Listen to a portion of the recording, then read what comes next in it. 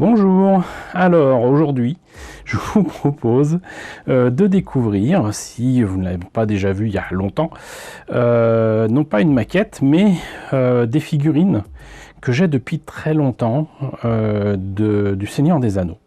Comme vous le voyez là, c'est une boîte, il y a écrit Seigneur des Anneaux les 2 tours.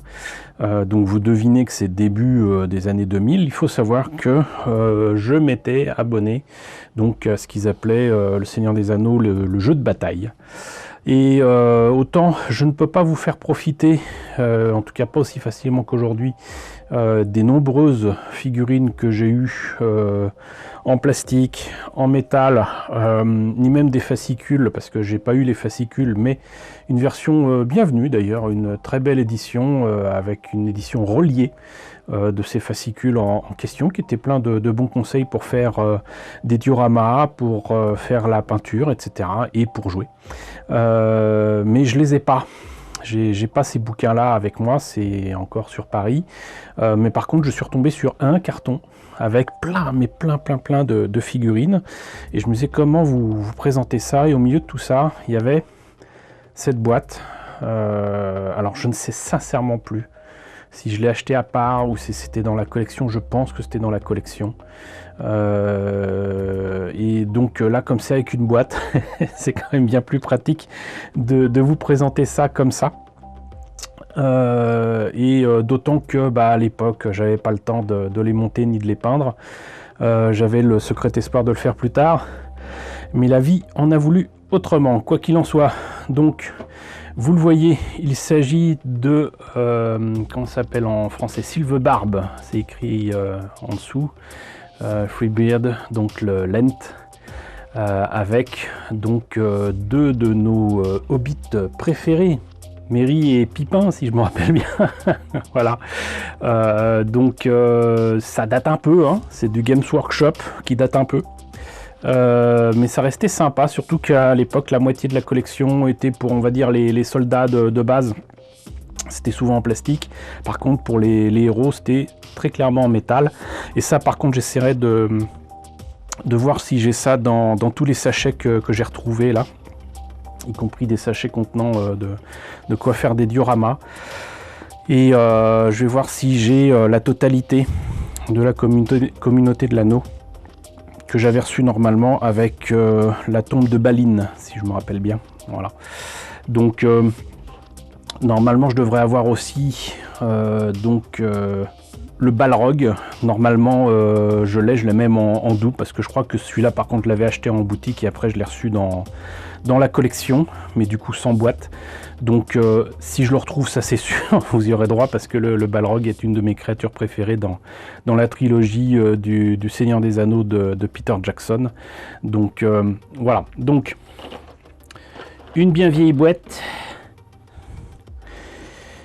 qui donc présente, voilà. Là on voit du coup le résultat monté peint de face, de dos, en plein de langues, y compris le japonais. Ça date de quand du coup? Bientôt 20 ans.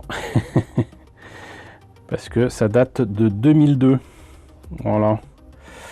Donc, et c'était designé par Alan Perry, Michael Perry et Trish Morrison. Si je faisais la mise au point, ça serait pas mal.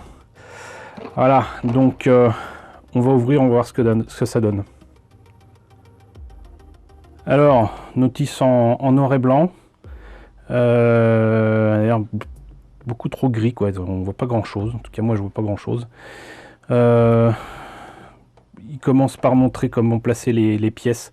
Il faut les reconnaître évidemment, mais ça doit être assez facile. Étape 1. Et ce qu'ils appellent étape 2, en fait, c'est le dos de Silvebarb. Et voilà. Et donc, comme souvent à l'époque, c'était dans des espèces de sachets plastiques comme ça, qui permettait certainement de remettre la figurine ou du moins ses pièces dedans, parce que c'est quand même du métal, donc comment dirais-je, sur une carte et un blister classique, ça n'aurait pas tenu. Donc voilà, donc socle rond, un peu léger d'ailleurs, enfin je veux dire, si tout ça tient avec de la super glue, je sais pas, c'est bizarre. Moi j'aurais fait des trous quand même dans les pieds et dans le socle, mais bon, c'est ce que je ferai d'ailleurs. Mais vous voyez que c'est quand même de bien belles pièces, hein. Donc comme je vous le disais, tout en métal. White metal comme ils disent. Et donc, je vais dire l'autre tronc, l'autre jambe. Voilà. Ici, pas trop se tromper, enfin je pense pas. Ici. Voilà. L'autre bras. Voilà. Donc c'est quand même c'est bien foutu, mais c'est à l'ancienne. Voilà. Ici il y a même des branches et des feuilles. Là visiblement je disais n'importe quoi, vous voyez, il y a quand même un bout de terrain à mettre sur ce truc là. Pour autant il n'y a pas de trou. Donc colle ou pas colle, même si c'est métal sur métal, ça va avoir du mal à tenir. Moi j'aurais mis des trous. Voilà. Mais bon, là d'autres branches. Là peut-être sa couronne ou quoi. Là sur sa tête. Et là Mary et Pipin. Ils sont pas bien grands. Il y a de fortes chances qu'en plus tout ça ait été fait à l'ancienne.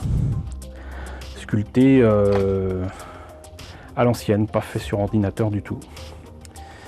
Donc voilà ce brave Silverbarb que je ferai pas tout de suite, ça c'est clair, parce que j'ai plein d'autres choses à terminer, et puis je viens tout juste de le retrouver, et même si ça me fera plaisir de me replonger dans les films, surtout qu'ils viennent de débarquer sur Amazon Prime, après avoir passé un petit temps sur Netflix je crois, ça me ferait plaisir de les revoir, même si je les ai consommés plus que de raison au début des années 2000, notamment pour la version longue avec les commentaires audio qui étaient super fascinants et intéressants de différents membres de l'équipe.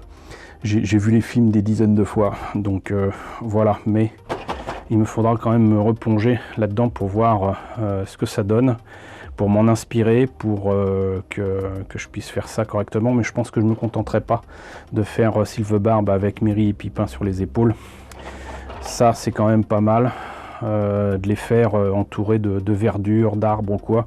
Ça me semble logique, ça me semble normal. S'ils sont tout seuls, ça ira pas. Là, cette présentation-là, elle est bien. Elle représente bien le personnage, l'atmosphère et tout.